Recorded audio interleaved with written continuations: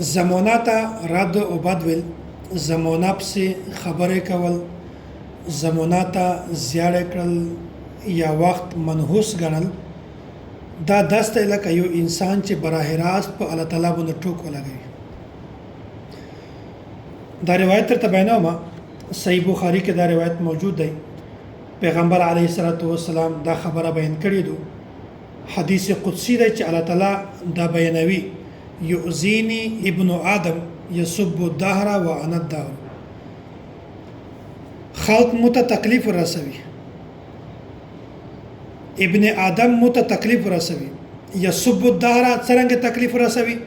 هغه زمانه ته زیاړه کو، په زمانه سے غلطه خبره. وانا الدهر او زمانه خو زه په زمانه کې چې کیم کور کما اخو زکه زمانه خو مو جوړه کړی دو بيده الامر. په دا زمانه کې چې کیم شای نشي دا ټول د مو په دست قدرت کې دي، د مو په لوس لوند دي دا شاینا. وقلب الليل والنهار، دا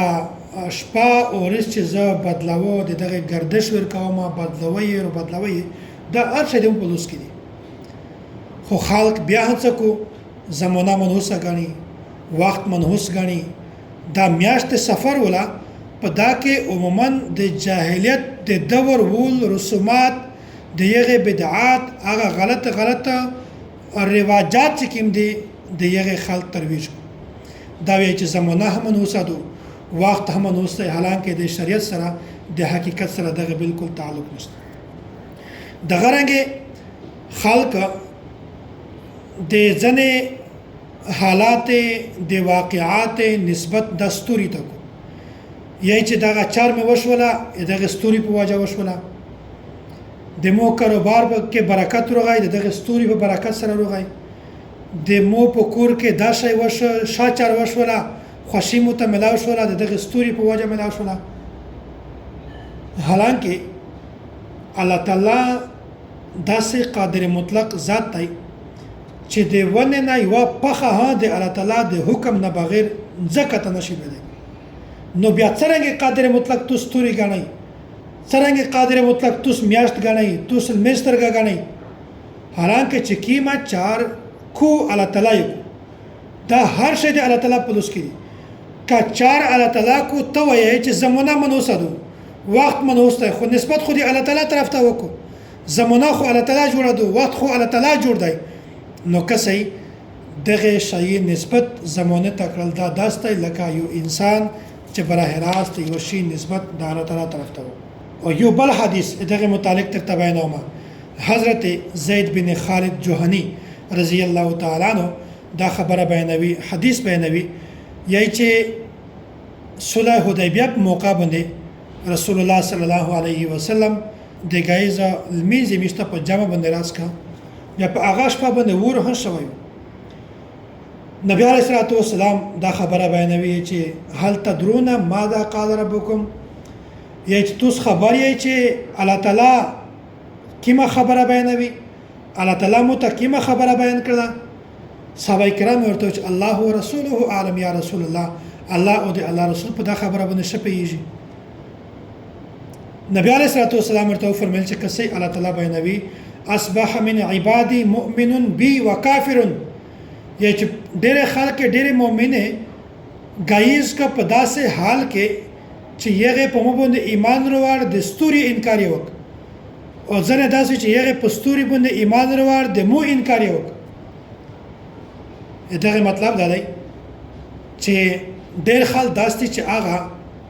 کدا وایي چې دا ور په میش باندې ورېدلای دی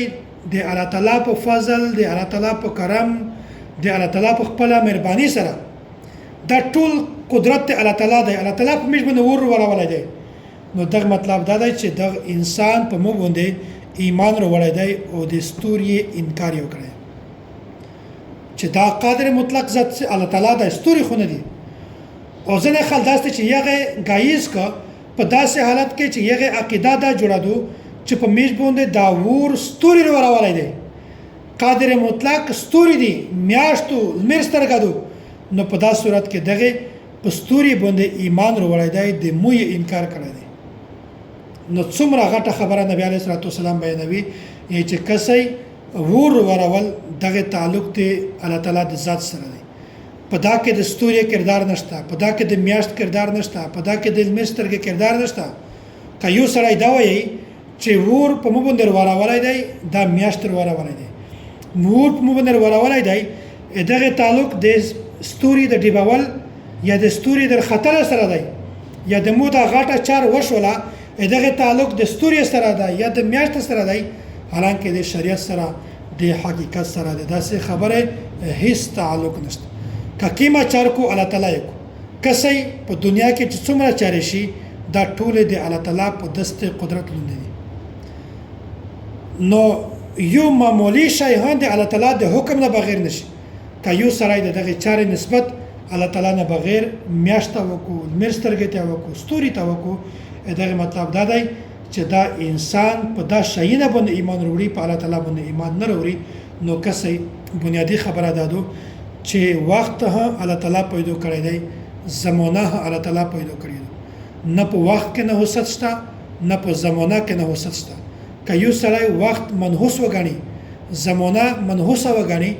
چې دا وخت د مو دا نقصان شوی دی د دغه وخت د وجې نه د مو دا نقصان شوی دی د دغه زمانه د وجې نه دغه دا مطلب دی چې دا انسان دا براه راست الله تعالی ته دغه شی نسبت چې الله تعالی ته پیغمبر علیه الصلاۃ والسلام د حدیث قدسی بیانوي انا الدهر یؤذینی ابن آدم یسب الدهر وانا الدهر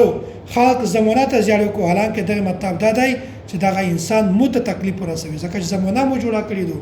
وخت مو پیدا کړی دی تر یو کلیپ مو درته بیان کړی و چې په هغه کې الله تعالی د وخت قسمینه خوړلي والفجر وليال عشر والضحى والليل اذا سجى او داسې وليال عشر شاهد ومشهود والعصر